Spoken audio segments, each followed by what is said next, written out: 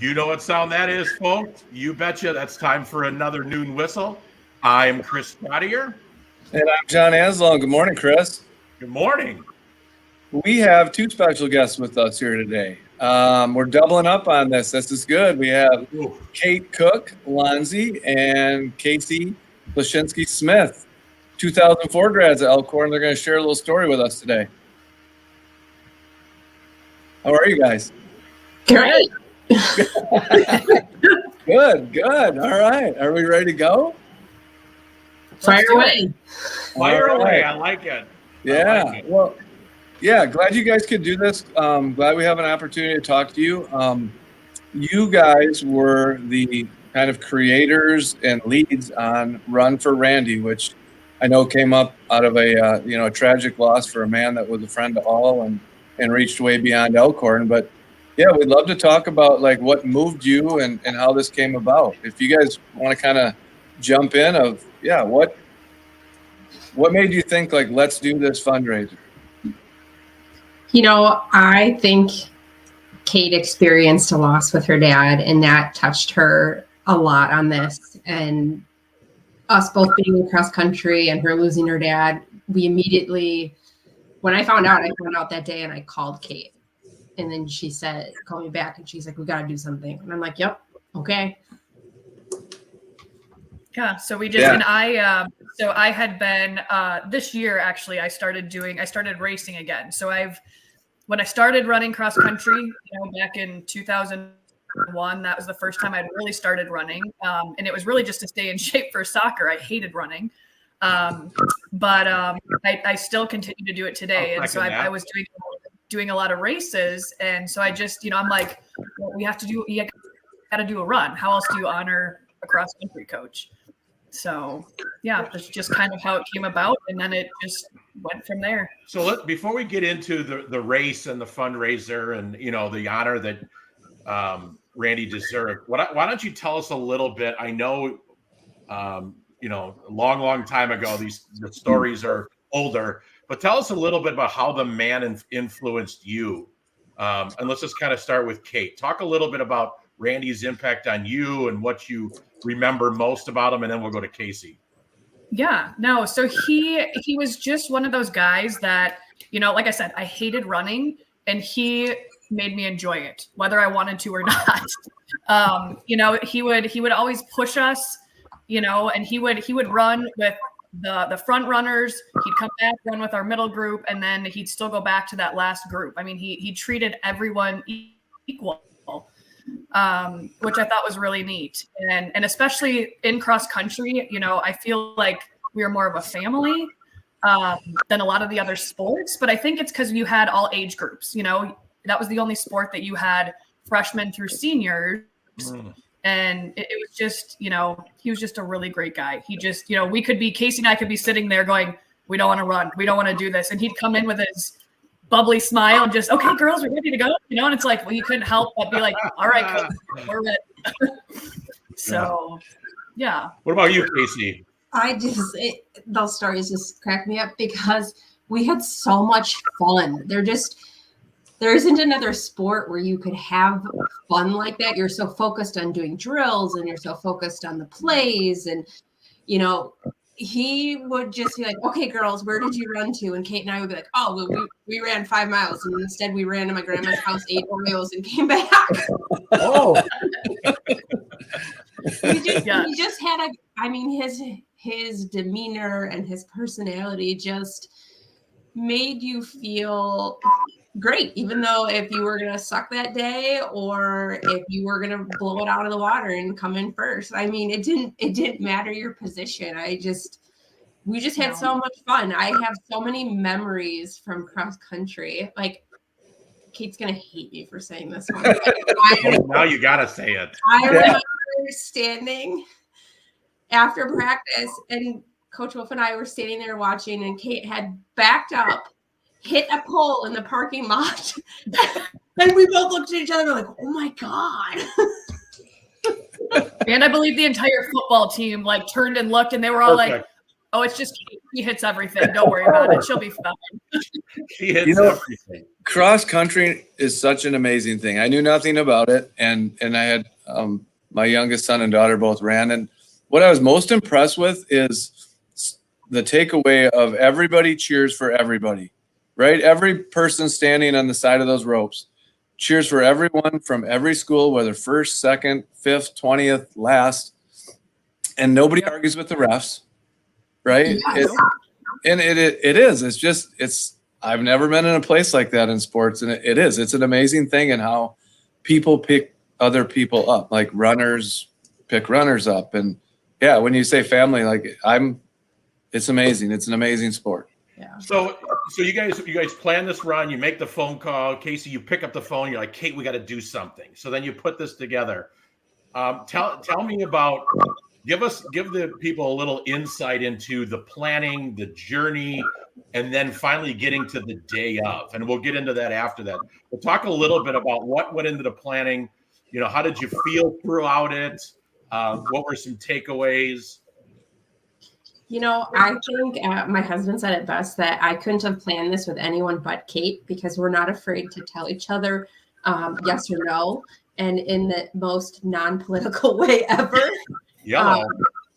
We've been friends for so long, and I think that's what made this really easy, is I was able to rely on Kate and Kate was able to rely on me. And so if she said, Kasey, I'm going to go talk to Patrick at 5K events, I wasn't worried about it. She's going to do it. And then I'm going to plan the meetings and to have the agenda all set so that we're organized and prepared for our volunteers to take initiatives and deliverables from us. So it really started with Kate reaching out to 5K events and then reaching out to some of the local individuals like John to figure out how previous races have been done. And then I started working on gathering data via Google Drives and Google Forms in order to house all the data that we were getting and what we were going to do with money, because people started mailing us money and handing us cash. Well, your leadership. District office a lot. I was in the district office a lot in those 6 weeks because we would just get checks or cash, and I would just take it immediately to Bill Truin because I'm like, I don't want this. Like, this is all going towards Randi's scholarship. So I would just drop it off. But yeah, and even like to build on what Kasey had said, the volunteers that we had as well. I mean, if John said he was going to do something, we knew it was going to be done. Same thing, Shay took charge of those race bags and it was just done. We didn't have to do anything. So, it was just keeping it all organized. The volunteers were just amazing. I mean, yeah, the community showed up in a very large way. And I think we kept saying many hands make light work. We just organized. We were there to, say A goes to B, then B goes to C. And we had all the people in those places to make it happen. I mean, I was like flabbergasted within like 10 minutes that the race was, or the last person that crossed the finish line. I asked John, okay, now we're ready to clean up. And he's like, well, I already did it. I'm like, what? I'm like, I just couldn't believe that everything was cleaned up and done by like noon. It was 11:15. It was incredible. Well, it started with your leadership, though. I know going to the first meeting you guys had, it goes back, give yourself credit because you guys were so organized. You had a plan. And I think volunteers felt that. And we're like, we're in. Yeah, you guys you really did a good job of leading it and making it easy to be a volunteer. Yeah. So now that it's over and you went through the entire experience, right? You guys, obviously, you have a tragedy that brings everybody together. It's an unfortunate reason, but at the same time, it's also a celebration of one man's impact on an entire community. What was your biggest takeaway after seeing the outpouring of support and engagement? I'll start with Kasey. Oh, my biggest takeaway is that people wanted to be involved. They wanted to have an impact somehow, and they felt the need, whether it was handing out shirts at registration or organizing food and water. I mean, I had Girl Scout troops that reached out and did the water stations, and just people wanted to help. They wanted to be involved. And I think my biggest takeaway is small communities show up in a big way. Kate, what about you? Yeah.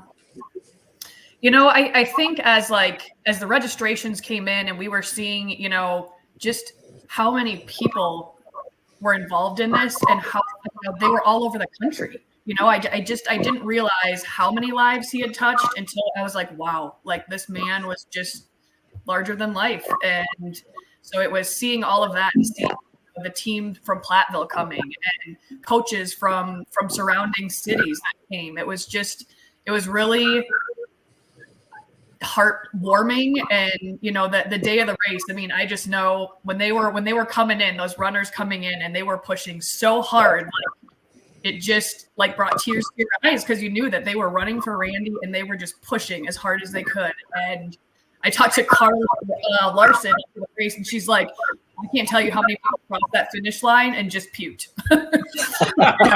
Really? She's like, they didn't even step off; they just threw up. Like, so it just, again, a testament to Randi. Like everyone wanted to do him proud, and it showed.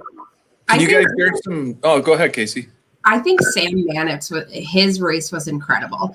You know, he was part of the volunteers for us, and he finished the race first. And like, there was just something so touching about it. And his dad was on the race bike in front of him, you know, and his mom talked about this is going to be his most memorable race for his life. And just that whole thing was so touching and incredible to watch. And I didn't know Sam before this period of time. And I was not realizing or didn't know what kind of runner he was. So I was like blown away when I saw him hauling, man. I was like, yes, this is what I was waiting for. I was waiting for somebody to blow this out of the water, and he did. Yeah.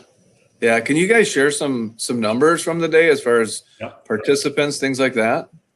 So I think we ended up with, I think, 589 registered participants. And I want to say we had like 425 runners who actually ran the race.